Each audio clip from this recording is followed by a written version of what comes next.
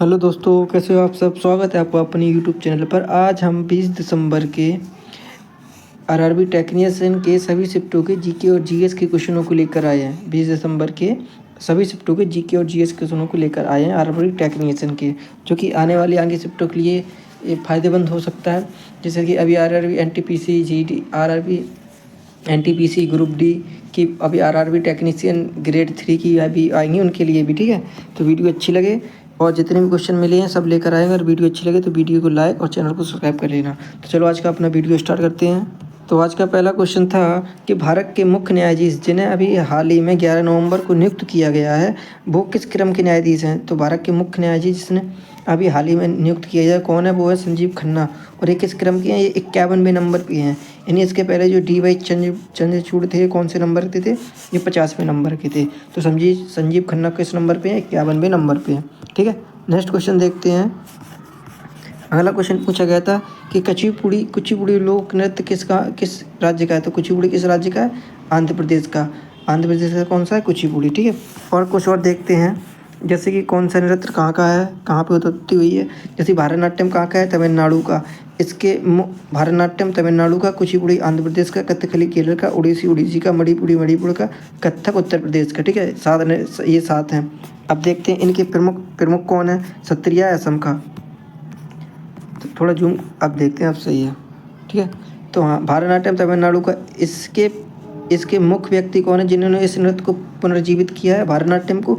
ई कृष्ण अय्यर और कुमारी देवी अरुंडेल हैं भारतनाट्यम की। कुचिपुड़ी के टीवाला सरस्वती और रागिनी देवी। कथकली के बी एन मेनन और उड़ीसी की चंद्राणी रहमान। ठीक है, और मणिपुर की कौन है, मणिपुर की हैं रविंद्रनाथ टैगोर और राजा चंद्रभंग। कथक के लेडी लीला सोकी। सत्रिया के शंकर देव, जिन्होंने इस नृत्य को पुनर्जीवित किया है। भरतनाट्यम की प्रमुख हैं यामिनी कृष्णमूर्ति, लक्ष्मी विश्वनाथ, पद्मा सुब्रमण्यम, मृणालिनी साराभाई और मल्लिका साराभाई। कुचिपुड़ी की हैं कुचिपुड़ी की राजा रेड्डी, राधा रेड्डी, यामिनी कृष्णमूर्ति, इंदिराई रहमान। कथकली की हैं गुरूप गोपीनाथ, कोटंकल शिवरामन और रीता गांगुली। उड़ीसी की हैं गुरु पंकज चरणदास, केरुचरण महापात्र, सोनाल मानसिंह, शेरॉन लेवन और मरलिया बर्वी। ठीक है, मणिपुरी की कौन सी है, मणिपुरी की नैना सुवर्णा रंजना दर्शना, ये झाबेरी बहन है और गुरु गोपन सिंह। कथकली के प्रमुख कौन है, बिरसुमारा, लच्छुमारा, सितारा देवी, दमयंती जोशी। कहाँ के, कथकली के।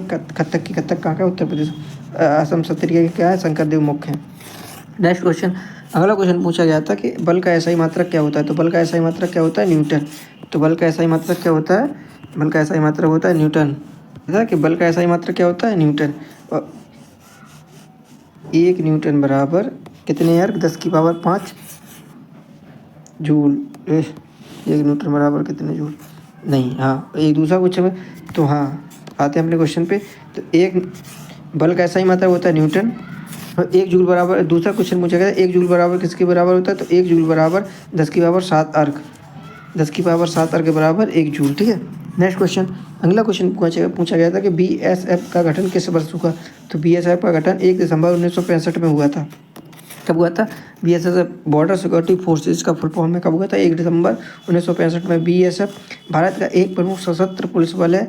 यह दुनिया का सबसे बड़ा पुलिस बल है, दुनिया का सबसे बड़ा सीमा रक्षक बल है। ठीक है, सबसे बड़ा सीमा रक्षक बल कौन सा है दुनिया का, बीएसएफ। और बीएसएफ की स्थापना के बाद रुस्तम जी को इसका पहला महानिदेशक नियुक्त किया जाएगा। बीएसएफ के पहले महानिदेशक कौन थे, रुस्तम जी। बीएसएफ के पहले महानिदेशक कौन थे, रुस्तम जी। ठीक है, नेक्स्ट क्वेश्चन पूछा गया था कि हाइड्रा में किस प्रकार का प्रजनन होता है। तो हाइड्रा में दोनों प्रकार का प्रजनन होता है। ये हाइड्रा में लैंगिक प्रजनन भी होता है और अलैंगिक प्रजनन भी होता है। तो हाइड्रा में कैसा प्रजनन होता है, तो हाइड्रा में दोनों प्रकार का होता है, लैंगिक और। तो हाइड्रा में अलैंगिक प्रजनन कलकायन और पुनरुद्भवन के जरिए होता है, अलैंगिक। तो कलकायन क्या बोलते हैं, कलकायन हाइड्रा के शरीर पर कलियां बनती हैं जिसे बड या मुकुल, या इस क्रिया को मुकुलन भी कहते हैं। मतलब हाइड्रा के शरीर पर कलियां बनती हैं छोटी छोटी। ठीक है, और ये कलियां धीरे धीरे, इन कलियों के मुंह और तंबू विकसित होते हैं, धीरे धीरे कलियां बढ़ती हैं और नए हाइड्रा में बदल जाती है। ये तो है मुकुलन या कलकायन। और पुनरुद्भवन क्या है, पुनरुद्भवन में होता है कि हाइड्रा अपने शरीर टुकड़ों में बढ़ जाता है, अपने शरीर को छोटे छोटे टुकड़ों में तोड़ लेता है और उसके बाद पूरा हर एक टुकड़ा एक नया हाइड्रा बन जाता है। तो अब और ये तो हो गया अलैंगिक। और लैंगिक प्रजनन में क्या होता है, लैंगिक प्रजनन में हाइड्रा में नर और मादा दोनों एक ही में होते हैं, ठीक है। तो ये दोनों प्रजनन करके क्या बनते हैं, नए हाइड्रा को जन्म भी देते हैं। नेक्स्ट क्वेश्चन, अगला क्वेश्चन पूछा गया था कि निषेचन का मुख्य कारण क्या है। तो निषेचन का मुख्य कारण क्या है, निषेचन कब होता है, इसका मुख्य निषेचन जब पूर्ण होता है, जब पुरुष का शुक्राणु और मेहरा के अंडा के साथ मिलता है, अंडाणु के साथ मिलता है, तो उसे क्या कहते हैं, निषेचन कहते हैं। जब पुरुष का शुक्राणु महिला के अंडाणु के साथ मिलता है तो यह क्रिया निषेचन कहलाती है। यही निषेचन का मुख्य कारण भी है। अगर ये नहीं मिलेंगे तो निषेचन नहीं माना जाएगा। नेक्स्ट क्वेश्चन, चिकनी अंतःप्राद्रव की जालिका का मुख्य कार्य क्या है। तो चिकनी अंतःप्राद्रव जालिका का मुख्य कार्य है ग्लूकोइन, लिपिड और स्टेरॉइड के संश्लेषण में मदद करती है। तो चिकनी अंतःप्राद्रव की जालिका का मुख्य कार्य क्या है, यह प्रोटीन, लिपिड, ये ग्लाइकोजन, लिपिड मान होता है बासा, ग्लाइकोजन, लिपिड और स्टेरॉइड के संश्लेषण में मदद करती है। अगर पूछा जाए प्रदीपीय जालिका होती है, जो प्रदीपीय जालिका होती है इसका मुख्य कार्य क्या होता है, इसका मुख्य कार्य इसमें जो जल भरा रहता है उसे संरक्षित करना होता है, ठीक है। नेक्स्ट क्वेश्चन, अगला क्वेश्चन पूछा गया था कि गाजर में कौन सा विटामिन पाया जाता है। तो गाजर में कौन सा विटामिन पाया जाता है, विटामिन ए। और विटामिन ए की कमी से कौन सा रोग होता है, रतौंधी, ठीक है। विटामिन में कौन सा पाया जाता है, विटामिन ए में कौन सा पाया जाता है, गाजर में, ठीक है। और गाजर तो इसीलिए अगर रात में कम रतौंधी रोग होता है, जिससे रात में कम दिखता है। नेक्स्ट, अम्ल के कुछ प्राकृतिक स्रोत देख लेते हैं। जैसे सिरका में कौन सा अम्ल पाया जाता है, एसिटिक अम्ल। संतरा में सिट्रिक अम्ल, इमली और अंगूर में टार्टरिक अम्ल, खट्टा दूध और दही में होता है लैक्टिक अम्ल, नींबू में होता है सिट्रिक अम्ल, चींटी का डंक होता है फार्मिक अम्ल, बासी मक्खन ब्यूटरिक अम्ल, बासी मक्खन में ब्यूटरिक अम्ल, बिच्छू में मेथेनाइक अम्ल। तो ये कुछ प्रमुख अम्ल थे, ठीक है। सिरका एसिटिक, संतरा सिट्रिक, इमली अंगूर टार्टरिक, खट्टा दूध और घी लैक्टिक, नींबू सिट्रिक, ठीक है। चींटी का डंक फॉर्मिक, बासी मक्खन ब्यूटरिक और बिच्छू का डंक मेथेनोइक अम्ल, ये कुछ प्रमुख अम्ल पाए जाते हैं। नेक्स्ट क्वेश्चन पूछा गया था कि रणजी ट्रॉफी 2023 विजेता कौन सी टीम रही। तो रणजी ट्रॉफी 2023 कौन सी टीम ने जीता, मुंबई ने जीता, ठीक है। किसने जीता, मुंबई ने। नेक्स्ट क्वेश्चन, अभी हाल ही में डीआरडीओ ने कहाँ पे अपनी लॉन्ग रेंज क्रूज मिसाइल का परीक्षण किया है। तो डीआरडीओ ने अपनी हाल ही में लॉन्ग रेंज क्रूज मिसाइल का परीक्षण कहाँ किया है, चांदीपुर। ये कहाँ है, ये चांदीपुर है उड़ीसा में, यानी उड़ीसा के चांदीपुर में परीक्षण किया है, ठीक है। ये पूछा गया था क्वेश्चन। नेक्स्ट क्वेश्चन देखते हैं। नेक्स्ट क्वेश्चन था कि इंडिया गिरो एट नाइट पुस्तक के लेखक कौन है। तो इंडिया गिरो एट नाइट पुस्तक के कौन लेखक है, गुरुचरण दास ने कौन सी पुस्तक लिखी है, इंडिया गिरो एट नाइट, ठीक है। नेक्स्ट क्वेश्चन, अगला क्वेश्चन राज्यपाल से पूछा गया था कि उत्तराखंड के राज्यपाल कौन है। तो उत्तराखंड के राज्यपाल कौन है, गुरमीत सिंह।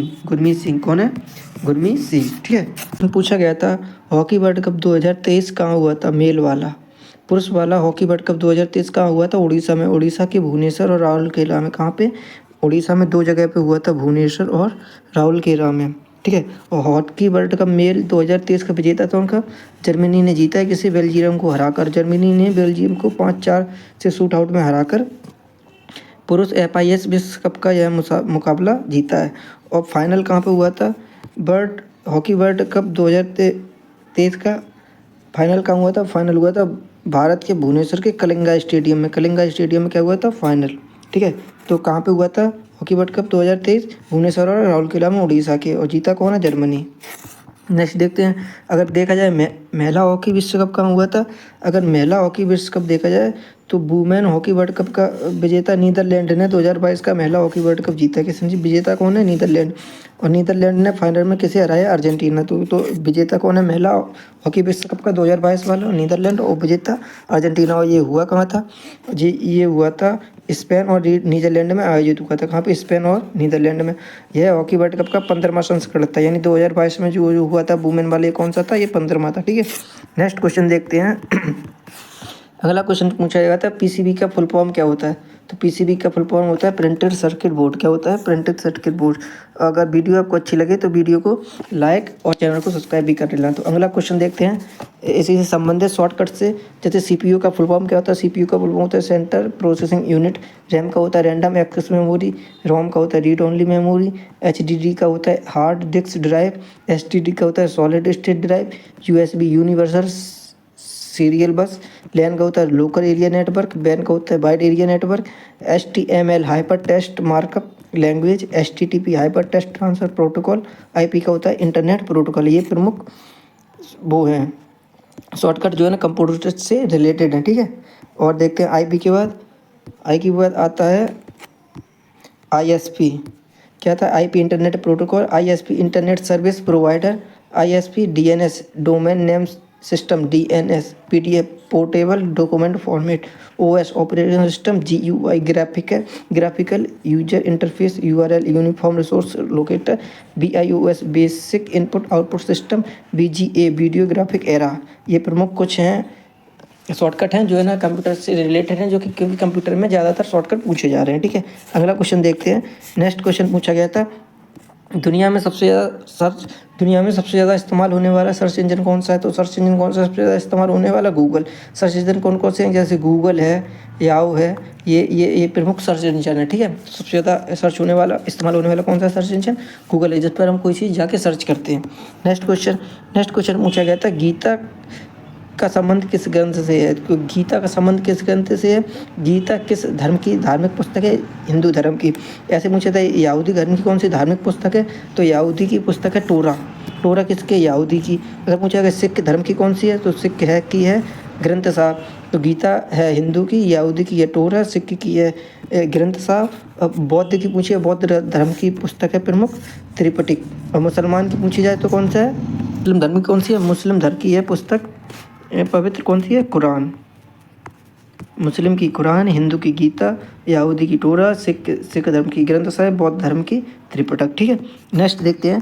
अगला क्वेश्चन पूछा गया था संविधान में जो नीति निर्देशक तत्व हैं ये किस देश से लिए गए हैं? तो नीति निर्देशक तत्व किस देश से लिए गए हैं? आयरलैंड से। कहाँ से लिए गए हैं? आयरलैंड के। ये संविधान के कितने भाग में है? संविधान के भाग 4 में है नीति निर्देशक तत्व। और कितने हैं नीति निर्देशक तत्व? देखते हैं प्रमुख स्रोत कहाँ से क्या लिया गया। तो नीति निर्देशक तत्व लिए गए भारत शासन अधिनियम 1935 से। तो संविधान में कहाँ से लिया गया? तो सबसे पहले तो था भारत शासन अधिनियम 1935 से लिया गया संघीय तंत्र, राज्यपाल का कार्यकाल, न्यायपालिका, लोक सेवा आयोग, आपातकालीन उपबंध और प्रशासनिक पटवारी कहाँ से लिया? भारत शासन अधिनियम से, ठीक है। और अमेरिका से क्या लिया गया? अमेरिका से लिया गया मूल अधिकार, न्यायपालिका की स्वतंत्रता, न्यायिक पुनर्विलोकन का सिद्धांत, उपराष्ट्रपति का पद, सर्वोच्च न्यायालय उच्च न्यायालय में न्यायाधीशों की पद से हटाना, अब राष्ट्रपति पर महाभियोग। ये कहाँ से लिए गए हैं? ये अमेरिका से लिए गए हैं। अगर पूछा गया ब्रिटेन से क्या लिया गया? तो ब्रिटेन से लिया गया संसदीय शासन, विधि का शासन, विधि प्रक्रिया, एकल नागरिकता, मंत्रिमंडल प्रणाली और परमाधिकार लेख और संसद के विशेषाधिकार तथा द्विसदनवाद कहाँ से लिया गया? ब्रिटेन से। अब देखा जाए आयरलैंड से क्या क्या लिया गया? तो आयरलैंड से लिया गया नीति निर्देशक तत्व के सिद्धांत, राष्ट्रपति की निर्वाचन पद्धति और राज्यसभा के सदस्यों का नामांकन। आयरलैंड से नीति निर्देशक तत्व, राष्ट्रपति की निर्वाचन पद्धति और राज्यसभा के लिए सदस्यों का नामांकन। और नेक्स्ट देखा जाए ऑस्ट्रेलिया से क्या क्या लिया गया? ऑस्ट्रेलिया से लिया गया संवर्ती सूची, व्यापार वाणिज्य और समागम की स्वतंत्रता, संसद दोनों सदनों की संयुक्त बैठक कर सकता है। ये कहाँ से है? ऑस्ट्रेलिया से।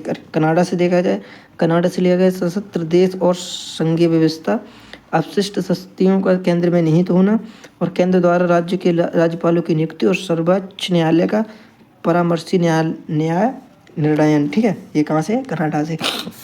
USA से, रूस से पूछा जाए या सोवियत संघ से, मूल कर्तव्य और प्रस्तावना में न्याय का आदर, सामाजिक आर्थिक और जो प्रस्तावना में न्याय हैं 3 प्रकार के सामाजिक आर्थिक और राजनीतिक कहाँ से लिए गए हैं? USSR या रूस से लिए गए हैं। नेक्स्ट देखा जाए कि जर्मनी का बीमर सिद्धांत, जर्मनी से क्या क्या लिया गया? जर्मनी से लिया गया आपातकाल के दौरान मूल अधिकारों का स्थगन। कहाँ से लिए गए हैं? जर्मनी से। फ्रांस से लिए गए हैं गणतंत्रात्मक और प्रस्तावना में स्वतंत्रता, समता और बंधुत्व के आदर्श जो शब्द लिए गए कहाँ से लिए गए हैं? फ्रांस से। और दक्षिण अफ्रीका संविधान में संशोधन की प्रक्रिया और राज्यसभा के सदस्यों का निर्वाचन, ठीक है। जापान से विधि द्वारा स्थापित प्रक्रिया कहाँ से ली गई? जापान से। तो अब नेक्स्ट क्वेश्चन देखते हैं। नेक्स्ट क्वेश्चन पूछा गया था स्कूल इंडेक्स ग्रेडिंग सिस्टम क्या है? स्कूल इंडेक्स ग्रेडिंग सिस्टम क्या है? तो ये है क्या? तो स्कूल इंडेक्स ग्रेडिंग सिस्टम को परफॉर्मेंस ग्रेडिंग इंडेक्स या PGI भी कहते हैं, परफॉर्मेंस ग्रेडिंग इंडेक्स भी कहते हैं। यह शिक्षा मंत्रालय द्वारा जारी की जाने वाली एक वार्षिक प्रकाशन है। यह राज्यों और केंद्र शासित प्रदेश में स्कूली शिक्षा की स्थिति का आकलन बयान करने के लिए एक रूपरेखा है। मतलब किस राज्य में और किस यूटी में वहाँ की स्कूलों की स्थिति कैसी है, इसके हिसाब से ग्रेडिंग दी जाती है। इसी को कहते हैं स्कूल इंडेक्स ग्रेडिंग सिस्टम। ठीक है, ये किसके द्वारा जारी किया जाता है, ये शिक्षा मंत्रालय द्वारा जारी किया जाता है। नेक्स्ट रिपोर्ट कि SDG रिपोर्ट के अनुसार सबसे कम विकास दर किस राज्य की है, तो SDG रिपोर्ट के अनुसार सबसे कम विकास दर किस राज्य की है, बिहार की। कहाँ की है, बिहार की। और देखा जाए सबसे ज़्यादा विकास दर कहाँ की है, तो सबसे ज़्यादा विकास दर में शीर्ष प्रदर्शक कौन सा है, केरल है पहले नंबर पर, दूसरा नंबर है उत्तराखंड। ठीक है,